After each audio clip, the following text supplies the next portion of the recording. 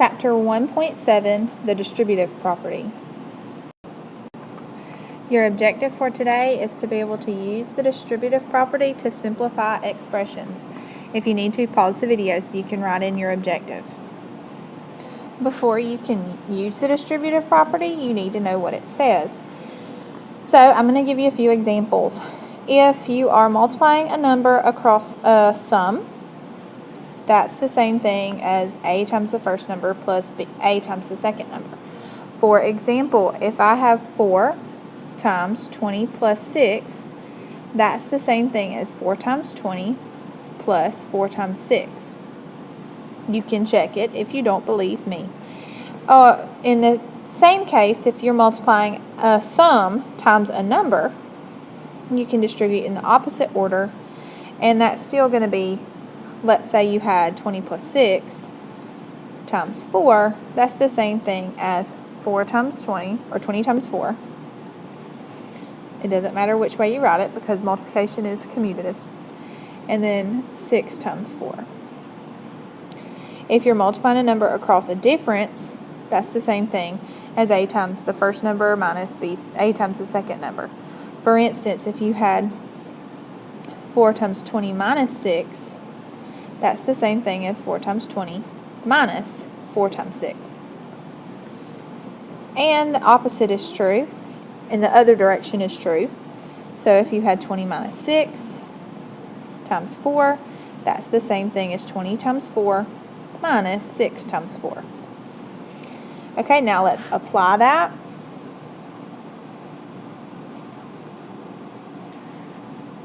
So example 1, they want you to simplify the expression. So since I have 3 times the sum, I'm going to distribute, and that's going to be the same thing as 3 times x plus 3 times 8, which is 3x plus 24. B, I've got a number times a difference, so I'm going to distribute, and that's the same thing as 5b times negative 7 minus 4 times negative 7. 5 times negative 7 is negative 35b. Negative 4 times negative 7 is positive 28. So your answer is negative 35b plus 28. Guided practice number 1, I want you to pause the video and try these 4 questions by yourself, and I'll give you the answers when you finish. Okay, the answers you should have gotten are, for A, 5x plus 35. For B, 36 minus 2t. For C, 1.2 plus 3.3c. And D, negative 2y squared plus y.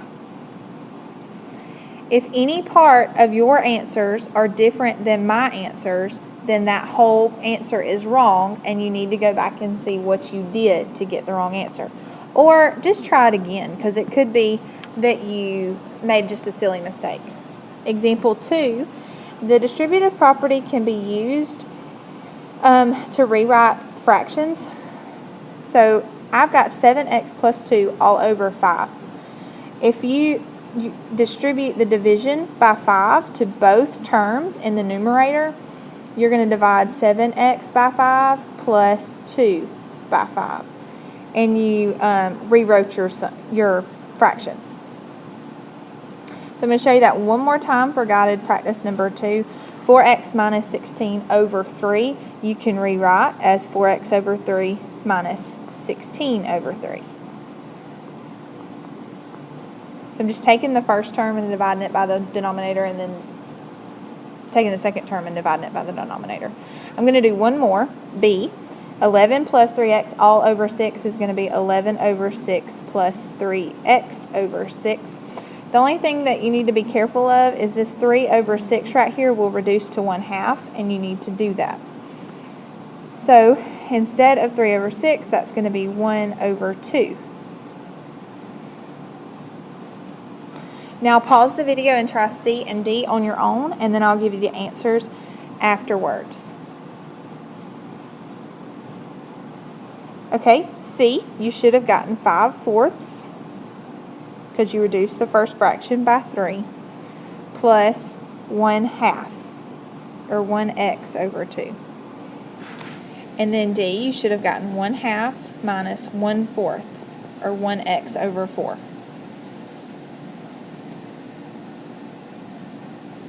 Example 3, we're going to use the multiplication property of -1, which states if you multiply anything by -1, it changes the sign. So for example, negative times 2y minus 3x, you can right here in front of the parentheses, there's an invisible 1. So this will be -1 times 2y minus 3x. And you distribute the -1, and it changes the sign of both of those terms. So it's going to be -2y plus 3x. Okay, let's try that for guided practice 3. I'm going to show you one more time. You don't have to write the 1 in, and you can just distribute the negative. So that's -a minus 5. B, if you distribute the negative, that's positive x minus 31. Now pause the video and do C and D, and I'll tell you the answer in just a second. C, you should have gotten -4x plus 12, and D, you should have gotten -6m plus 9n. Okay, example 4. We're going to use the distributive property for mental math.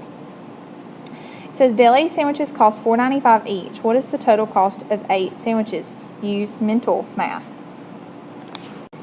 Okay, so $4.95 times 8 is going to be a little harder, but what's easy is $5. If I just rounded that up to $5, that would be 8 times 5.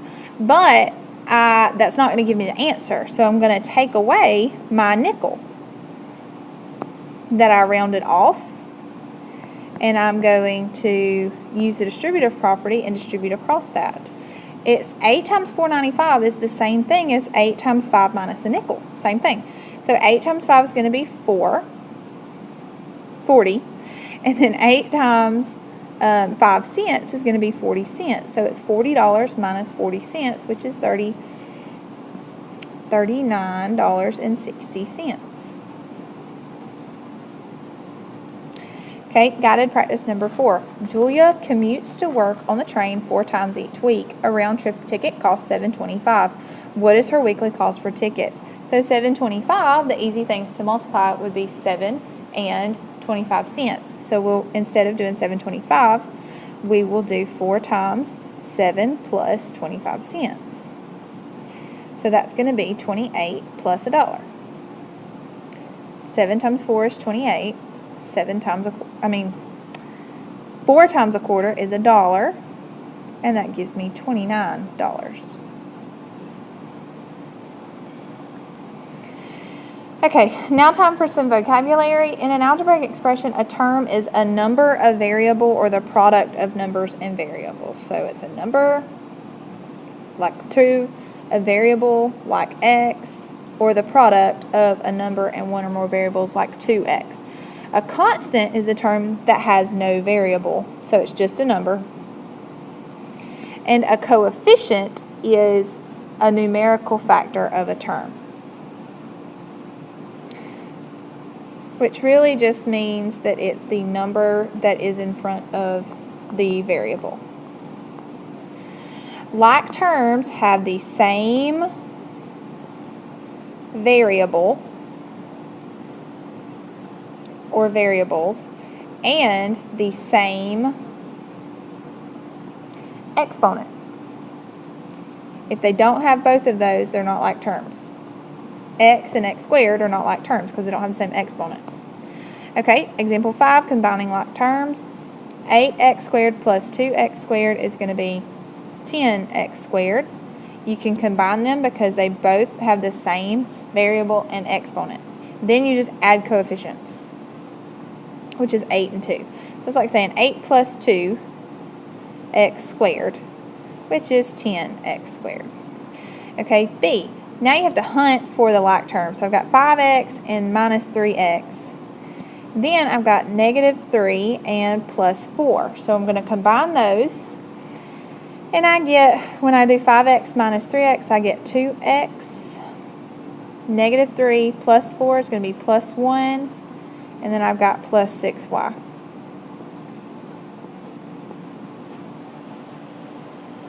You could have also written that 2x plus 6y plus 1. Okay, guided practice 5. It says what is the simplified form of each expression?